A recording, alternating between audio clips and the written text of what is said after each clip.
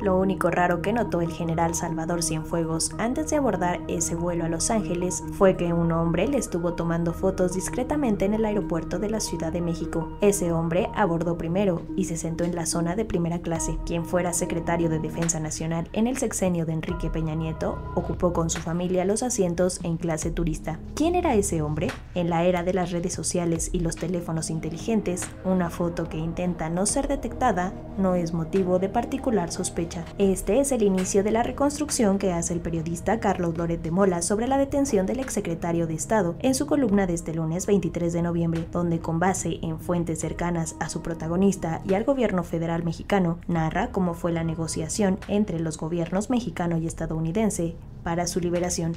El general Cienfuegos y su familia estaban listos para unos días de descanso en Los Ángeles y San Diego, California. Cuando la nave aterrizó y descendieron para realizar el habitual trámite de migración y aduanas, fueron amablemente interceptados por una persona que, tras preguntarles si viajaban juntos, les pidió que la acompañaran como familia, separados de los demás pasajeros. Aquello parecía mucho más una cortesía para quien fuera un alto funcionario, condecorado por el gobierno estadounidense, que el inicio de la aprehensión de un exsecretario de Estado acusado de poner el ejército al servicio de un cártel del narcotráfico. Los Cienfuegos fueron llevados a una sala tipo VIP, donde otra persona pidió al general que la acompañara a otra habitación, mientras los demás lo esperaban.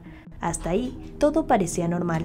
No lo era. Le habían tendido la cama, como se dice. Cienfuegos no volvió a reunirse con los suyos. Más de una hora después, la familia recibió la noticia. Salvador Cienfuegos Cepeda, exsecretario de la Defensa Nacional, era acusado de coludirse con el narcotráfico y estaba detenido por las autoridades de Estados Unidos. El general de 4 estrellas solo alcanzó a comunicar a su esposa que realizara un par de llamadas clave a sus cercanos para informar de su situación y pedir auxilio.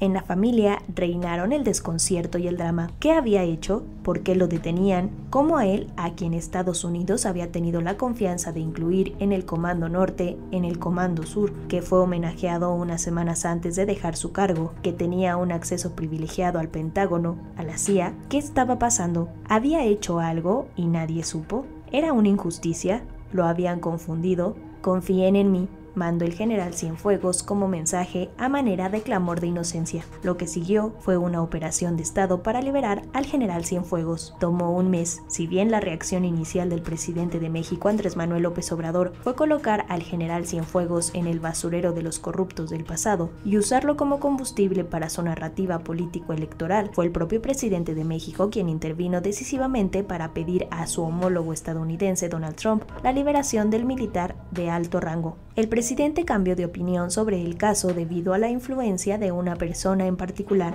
el actual secretario de la Defensa Nacional, el general Luis Crescencio Sandoval. El general Sandoval no solo es el sucesor del general Cienfuegos en el cargo, es una buena medida su hechura. A lo largo del sexenio anterior, pasaban mucho tiempo trabajando juntos. Reuniones, giras, vuelos, operaciones. Sería difícil pensar que Cienfuegos se hubiera coludido con el narco y Sandoval nunca hubiera sospechado. Sería difícil pensar que Cienfuegos intercambiara miles de mensajes por celular con un operador del crimen organizado, sin que tuviera noticia de ello Sandoval, hombre de su confianza y mando central en las operaciones cotidianas del ejército. Por eso, el secretario de la Defensa actual, recogiendo también la preocupación de la élite militar, presentó en la Junta Matutina al presidente de México una exposición detallada de quién era a su juicio Cienfuegos, por qué era inocente de los cargos de narcotráfico que se le imputaban y por qué había que intervenir a su favor. Habló de su personalidad, de su gestión, incluso de su dinero, de su casa en Ciudad Satélite, Estado de México y su modo de vida, conociendo las posturas del presidente López Obrador sobre el expresidente de Derechos Humanos del Ejército Mexicano en el sexenio pasado y su diagnóstico sobre la corrupción del pasado, insistió en que la acusación por la que fue detenido Cienfuegos no tenía que ver ni con una cosa ni con la otra. El general Crescencio Sandoval, pues, fue clave para que el presidente López Obrador entendiera lo que estaba en juego y decidiera usar el capital político que a lo largo de 2 años de gobierno acumuló frente al presidente Trump.